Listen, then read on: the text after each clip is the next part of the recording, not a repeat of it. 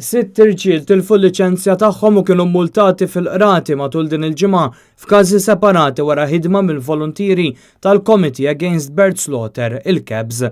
F'każ minnhom 3 irġiel kienu qabdu f'Marzu tas-sena li għaddiet jonsbu legalment għal safar tal-għana varji f'hom mir-rieħ.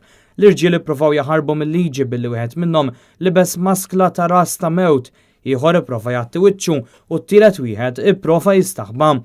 Minkejja dan l-irġiel kienu identifikati u instabu ħatja fil-qorti. Huma kienu multati 1600 euro u l-liċenzji tal-kaċċa u l-insib kienu revokati għal 3 snin.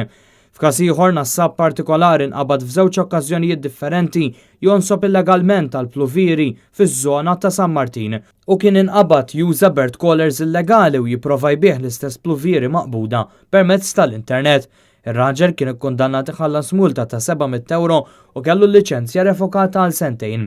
U nassab ieħor kellu l-liċenzja revokata għal 2 snin u multa ta' 1000 euro wara l-instab ħati ta' insib illegali fuq pluvieri f'Burmarrad f'Diċembru tal-2016.